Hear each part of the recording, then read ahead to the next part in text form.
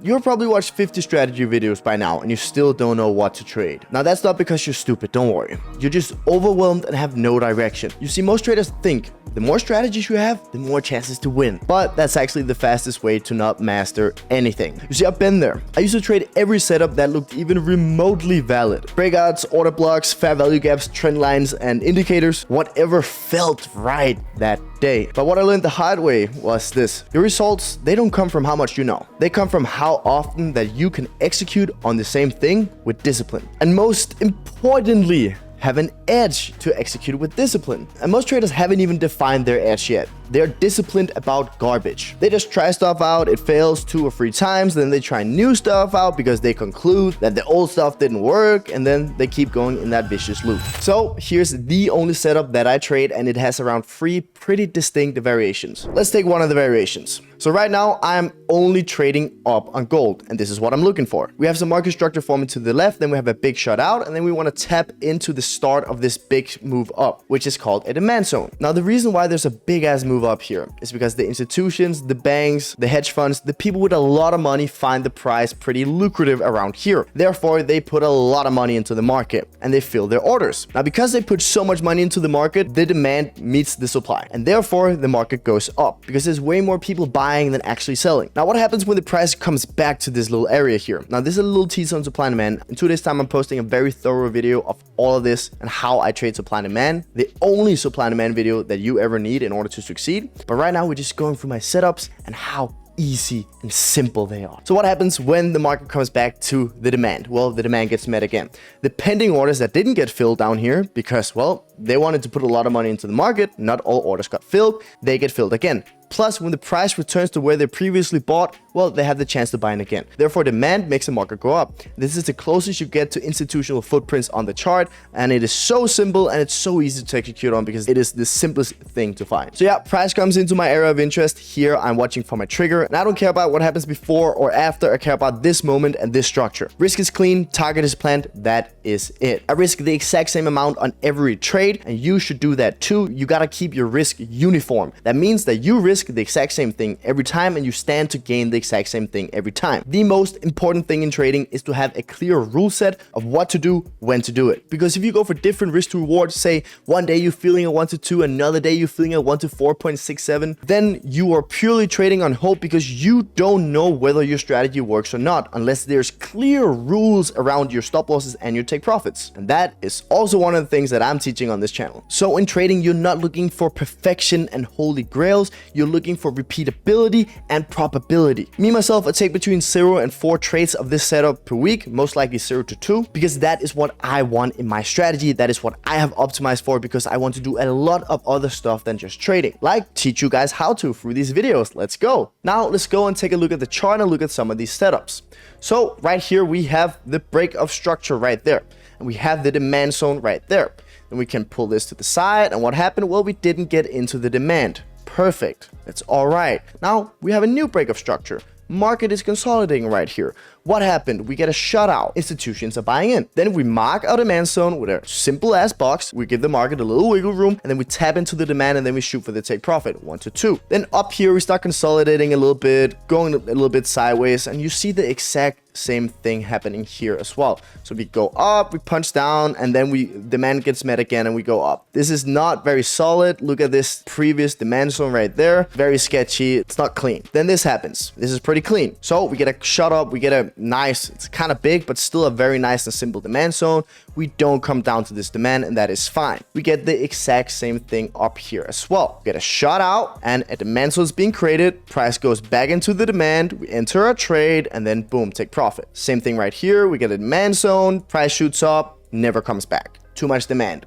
That's fine. Most people, when this doesn't happen, they get overwhelmed. See, 4 years ago, I would have looked at this and second guessed everything. Maybe I'd try to catch a breakout. Maybe I'd try to catch a reversal. Maybe I'd try to get in on this move while it was going up and then ultimately not receiving the risk to reward that I needed in order to be profitable over a longer period of time. I'd simply wait too long, miss the entry, or chase and find a random setup within the setup on a completely different time frame. And that's what most traders, they do. Not because they don't know setups, but because they haven't committed to any yet. So let's look at some more of these setups. Right up here, we also get the shot out right there. Look at this. I didn't take this trade though, but I could have. Then what happens when we go into the demand zone as well? Right there, we punch into this demand and then we start going up again. That would actually have been, let's check it out, the risk to reward. If we just went for a 1 to 2, no, we wouldn't have gotten that. Only do 1 to 2 on this setup.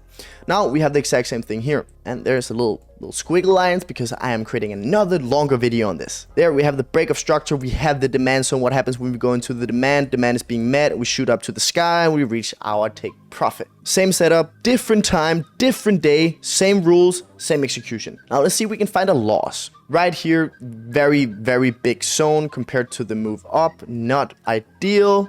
What is happening here? Great zone. Perfect. So we get a push out. We break the earlier structure. It's very important that we break the earlier structure, that we show buying momentum to the upside. What happens when we come down? We break down and we smash the stop loss. Do you know what this is? Even though we lost, this is a good trade. Do you know why? Because I followed my rules. I know that this works over time. And therefore, that trade was a good trading day. Follow the plan, that's a win long term. You have to rewire your brain to think like a trader. Trading rules does not apply in real life. Someone asked me, how much money did you make today? And I say, I didn't make any money. I lost money. Oh, how much did you lose? I lost $6,000. You're like, oh, what? What can you do to make it better? That is 2 times my monthly salary. You must have had an awful day. It's like, no, I had a perfect trading day. And then they're confused. They're like, what? How can you have a perfect trading day when you lost 2 times my salary? Well, because I followed my rules. They're like, but you lost money. Well, I don't trade to win every time. I trade to make money over time. They're like, huh?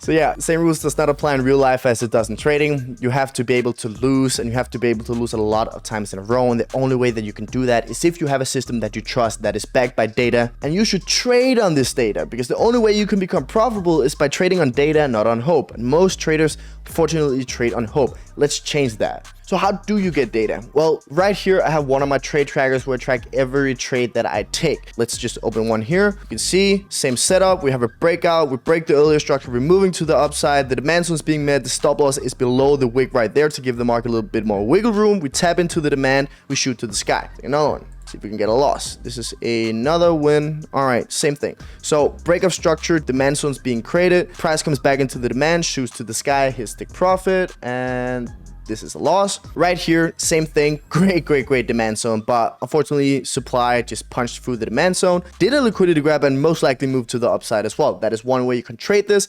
I am showing that in the video I'm posting in a couple days after this video. So stay tuned for that one. You have to gather data. You have to figure out where it goes right, where it goes wrong. You have to have complete control of what is happening. And why would you do this? Well, you need to build trading up like a business. You need to know exactly where it goes wrong, where it goes right, what works, what doesn't work. You have to know that your edge is profitable over time. You can only do that if you have 100 trades or more that is data backed with the exact same set of rules. So I have all my trades dating back from 2024 right here. Just look at some more of them. See, same thing. Demand right there. Price shoots up. It's untested. This is a great demand zone. What happens? We go back into the demand. We shoot to the top. Take the next one, September 3rd, 2024. Same thing here. Demand. We break the earlier structure. We come down. We shoot a little bit up. Didn't reach take profit. Just punched right through. It's fine. But why, Alex? Why aren't you shorting too? Well, good question. This works both up and down. If you look at gold and you just take the supply zones on the way down, that is very profitable too. But in my case, that's too many trades. Remember, I want to do a lot of other stuff than trading. I'm totally fine with only trading up on gold because gold generally just moves up, which gives me a very high return and a very good win rate. And that's how I want to trade it right now. I might switch it up because, well, you can structure your trading exactly like you want. That is what makes it beautiful. It fits into every person's schedule if you just care to make it to. So when I was cutting everything down to one setup, my brain finally had some space to execute. I wasn't scanning charts all day. I wasn't jumping at shadows. I just waited and traded what I knew worked. So do you want to feel more consistent? Stop trying to trade everything that looks good. Stop trying to stress it. Stop trying to make money. Oh, what? Isn't it the whole point to make money? Yes, it is the whole point to make money. But if you focus on the money, you'll never actually make the money, because then you'll start making stupid ass decisions because you're chasing money and not process. You have to put something called process-based goals and then focus on doing the right thing rather than what you need to make. Because if you focus on what you need to make, you start disappointing yourself. You start chasing the money and then you start taking shit ass decisions in the market. But if you start focusing on doing the right thing, making process-based goals, then before you have even looked around, the money will start come knocking. So what you have to do is you have to build data, and you have to figure out whether this data is profitable or not. If it's not, figure out why. Figure out if you can make it profitable.